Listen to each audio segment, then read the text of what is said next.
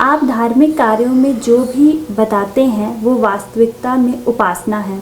हमारी कई पीढ़ियां जो करती आई हैं वो मनमानी पूजा प्रार्थनाएं थीं जो उनके कंफर्ट जोन में बने रहने के कारण लोगों ने अपनाई, जैसे कथाएं सुनना, केवल भजन गाते रहना। वो मनमाने तरीकों से देवताओं की पूजा करनी है, अपनी मनमर्जी के खान पान को अपनाते हुए, जबकि हम आम जीवन में प्रोटोकॉल अपनाते हैं परंतु धर्म में मनमाना व्यवहार करते हैं। अच्छा प्रश्न है उत्कर्ष का ये, और ये सच्चाई है।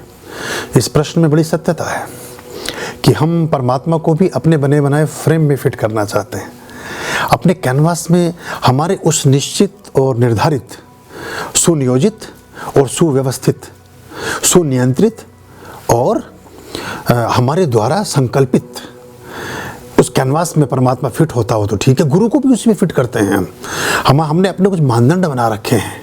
उन मानदंडों में टिक लगते वो ना तो आप गुरु को कभी ग्रहण कर पाएंगे, ना आप गुरुता को ग्रहण कर पाएंगे, ना प्रभु को कभी ग्रहण कर पाएंगे, ना प्रभु सत्ता का कोई प्रसाद और आशीर्वाद ही अर्जित कर सकेंगे।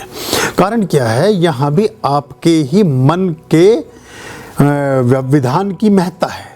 यहाँ भी आपने अपनी ही व्यवस्था को तरजीह दी है। यहाँ भी अपने प्राथमिकता अपने बने बने नियमों को और अपने मन की संकल्पनाओं को दी है। सत्य से आप परे हो गए हैं, दूर हो गए हैं। बहुत लोग हैं जो सिर्फ कुछ ऐसी बात हमसे कहलवाना चाहते हैं जो उनकी जीवनचर्या का हिस्सा है, लेकिन वो एकदम विपरीत है उनके जीवन के परिणामों से, और ना उनके जीवन के लिए शुभ है, ना उनके जीवन के लिए अच्छी है।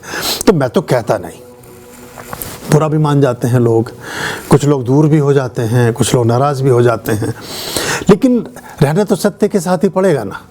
अब क्षणिक भर के आनंद के लिए, 2 दिन के सुख के लिए हम असत्य को पकड़ लें या किसी के मन को खुश करने के लिए ऐसी उल्टी पुल्टी बातों को बताने लगें, वो मेरे को रुचता और सूझता नहीं है।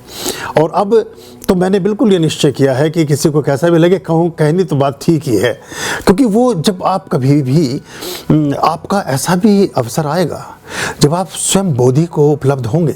बहुत सारे हो गए हैं, बहुत से होने के कगार पर हैं, बहुत सारे आने वाले समय में हो जाएंगे। जब आप आत्मबोध के संक्रमण से गुजरेंगे, जब आपके पास देशना और दर्शन की आत्मा अनुभूति होगी, जब आप उपलब्धियों के शिखर पर ऊर्जस्वित होंगे, ऊर्ध्वगामी होंगे, ऊपर की ओर चढ़ना प्रारंभ करेंगे, तो आपको सत्य अनुभव होंगे, सच्चाई के दर्शन होने प्रारंभ होंगे। उन सत्य के दर्शन में जो जीवन में सत्य था उससे तो संसर्ग होगा आपका, उससे तो सरोकार बनेगा आपका, उससे तो आपके प्रतिष्ठा आपके प्राणों की और आत्मा की होगी। और जो अशुद्ध था, जो असत्य था, वो आपको रिग्रेट करेगा, वो आपको उस चीज़ से पृथक करेगा, और वहीं से अपराध बोध और गिल्टी कॉन्शियस और बहुत तरह की चीज़ें ये सब उदित होंगी। वहाँ आप मेरी बातों को याद करेंगे। जब आप उस अनुभूति से गुजरेंगे तो आपको याद आएगा कि हम नापसंद भी किया हमने उनको, या उनकी बात नहीं भी मानी, लेकिन बात आज अनुभव की कसौटी पर गुजरने के बाद यही बात ठीक प्रतीत होती है। तो वो एक बड़ी बात होती है, और बहुत लोगों को जल्दी हो जाती है, कुछ को कभी भी नहीं होती, कुछ को कभी कभी हो जाती है। तो ऐसा करके है। तो उत्कर्ष ने बात ठीक लिखी है कि हमने ईश्वर को भी अपने फ्रेम में फिट किया, अपनी मर्जी। बहुत लोग मुझसे इस तरह की बातें करने की बात करते हैं कि जिन विधि विधान को वो कर रहे हैं, लेकिन वो विधि विधान नहीं कर रहे हैं। वो अपने, अब जैसे बहुत सारे लोगों का अब वो है, अब वो कहते हैं कि जी हम तो सुबह 5 बजे ही पूजा कर लें, और मंदिर तो 7 बजे बंद हो जाता है। अब मंदिर का पुजारी की नौकरी करता है बेचारा कपड़े की दुकान पर या कहीं। अगर वो परमात्मा का कर्मचारी होता तो उसे नौकर रखने पड़ते अपने पास, कहीं नौकरी ना करनी पड़ती। लेकिन परमात्मा को तो उसने एक फिक्स फ्रेम में फिट कर दिया, यानी परमात्मा भी जैसे हमारा चाकर ही हो गया।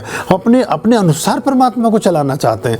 बड़े कितनी अद्भुत, कितनी मतलब नकारात्मक के दृष्टिकोण से कितनी अद्भुत बात है ये, निकृष्टता के दृष्टिकोण से कितनी है और अप्रिय बात है ये, लेकिन हम ऐसा ही करते हैं। अब जो श्रेष्ठ मूर्त हैं, श्रेष्ठ गतिविधियां हैं, उनसे वंचित रह जाते हैं। विदेशों में तो सारा मुहूर्त ही सैटरडे को निकलता है, चूंकि उनका छुट्टी का दिन है। तो आपकी सुविधा में तो चीज़ फिट नहीं हो सकती।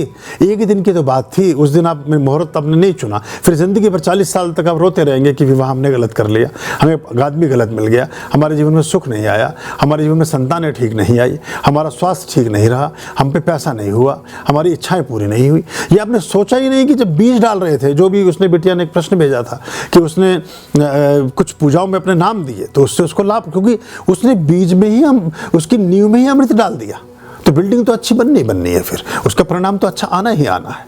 ये एक बड़ी बात होती है। तो ये उत्कर्ष हमने कोशिश की है कि सही बातें आप तक पहुंचा सकें।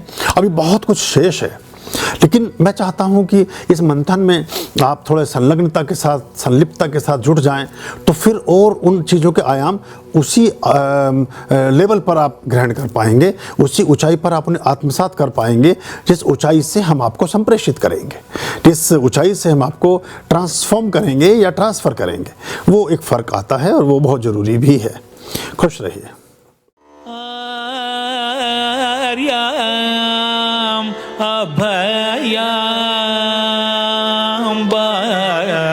भज रे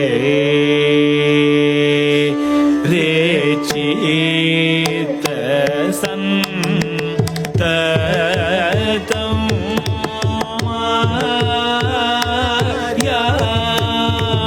अभयाम भज रे